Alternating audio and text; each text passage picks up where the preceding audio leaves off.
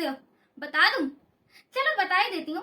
Bad habit number 1, हर वक्त complain करते रहना, हर बात पे कंप्लेन करना लोगों की आदत होती है और ये सबसे बुरी आदत होती है कि आप कंप्लेन करो, मेरे पास कुछ नहीं है, मैंने किसी का कुछ बिगाड़ा नहीं है, ऐसा मेरे साथ क्यों होता है, ऐसा मेरे साथ क्यों किया अल्लाह ने, पता नहीं आप क्या क्या बोल जाते हो। तो ऐसे कभी दुखी नहीं होना चाहिए, कंप्लेन बिल्कुल नहीं करनी चाहिए। एक एग्जाम्पल दूं कि आप कभी सीढ़ी उतर रहे हो, सीढ़ी उतरते उतरते आप गिर गए या मैं गिर गई, सब गिरते हैं, तो आप कभी कंप्लेन करोगे क्या, अरे इस सीढ़ी से मैं गिर गई, कितनी खराब सीढ़ी है ये? नहीं करोगे ना, नहीं कर सकते। क्यों? क्योंकि ग्रेविटी है। क्या आप ये कंप्लेन करोगे कि ग्रेविटी क्यों बनाई? क्योंकि ग्रेविटी से हमें बहुत सारे फायदे हैं। मैं इस कुर्सी में बैठी भी हूँ, ये कुर्सी जमीन पर रखी हुई है, अगर जमीन ना हो यानी ग्रेविटी ना हो तो ये कुर्सी और मैं दोनों हवा में उड़ जाएंगे। आप अगर खाना खाते हैं तो वो खाना भी डाइजेस्टिव सिस्टम की वजह से नीचे आता है, तो ये भी तो ग्रेविटी की वजह से हो रहा है। तो इस बात की कंप्लेन तो हम नहीं कर सकते ना। आप ज्यादातर कंप्लेन उन बातों की करते हो जो कि आप सही कर सकते हो, लेकिन जिस चीज से आपको बस नहीं चलेगा तो उस चीज से कंप्लेन क्यों करोगे? तो कभी भी कंप्लेन नहीं करनी चाहिए। आपके पास जो कुछ भी है उसका इस्तेमाल करो। मैं हमेशा कहती हूँ कि अपने अंदर ग्रेटिट्यूड रखो और जो नहीं है वो मांगो, लेकिन अपने नसीब को कभी नहीं रो।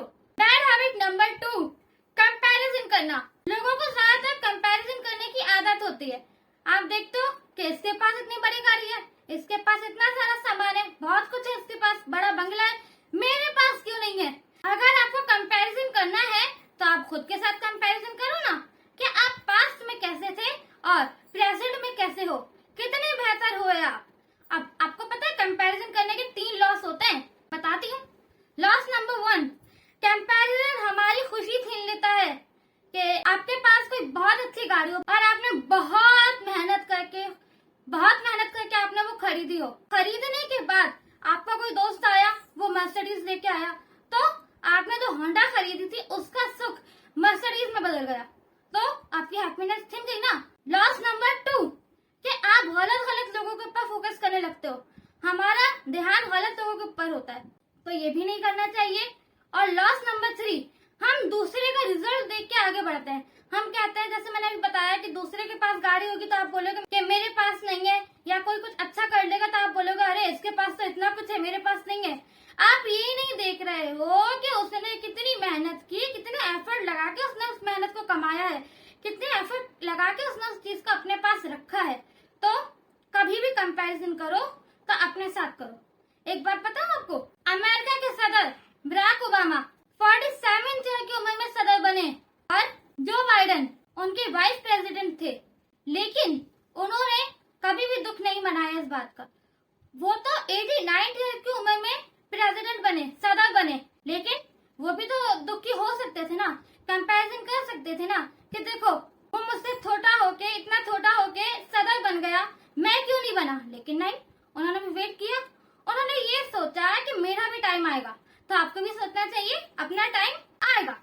बैड हैबिट नंबर 3, ये वो हैबिट है कि जिसकी वजह से आप हर किसी के ऊपर शक करते रहते हो, वो आपके फेल होने की वजह बनती है और कुछ भी हो लेकिन उसी बंदे के ऊपर डाउट होता है।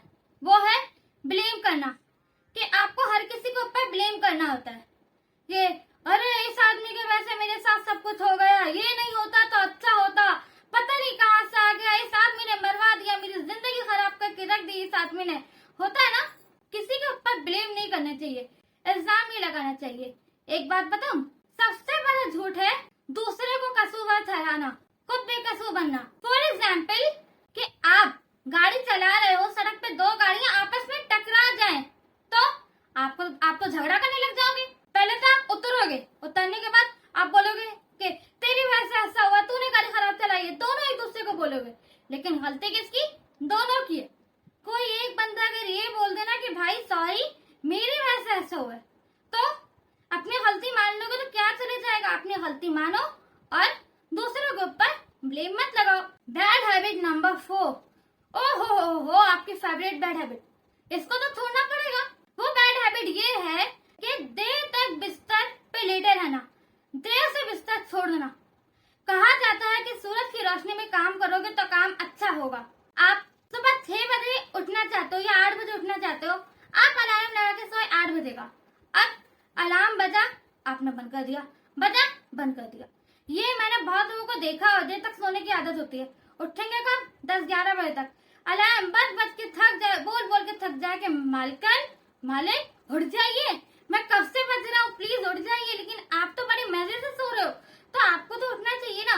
दिन की रोशनी में किया हुआ काम बिल्कुल सही काम होता है, तो आपको भी जल्दी उठना चाहिए और दिन की रोशनी में काम करना चाहिए और देर तक बिस्तर पे नहीं लेटा रहना चाहिए। बैड हैबिट नंबर 5, बहुत से लोगों की आदत होती है कि वो एक काम शुरू करते हैं तो खत्म ही नहीं करते। आपने कोई काम शुरू कर दिया ना, अब जब तक कि वो काम खत्म नहीं होगा आपको आगे बढ़ना ही नहीं होता है।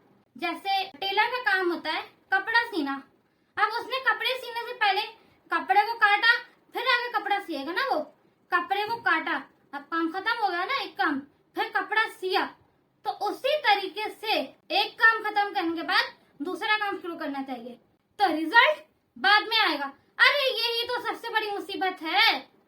आप जिम ज्वाइन करते हो, 10 दिन में आप फिट होते हो? नहीं ना, काफी टाइम लगता है ना। तो हर चीज को होने में वक्त लगता है। बहुत से लोग होते हैं कि एक साथ 20 काम लेके बैठ जाते हैं। पहले एक काम तो खत्म करो, पहले एक काम खत्म करना चाहिए, फिर दूसरा काम शुरू करना चाहिए।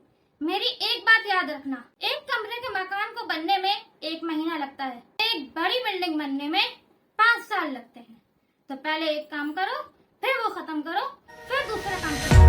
And thank you so much for watching my video. Subscribe my channel for daily tips.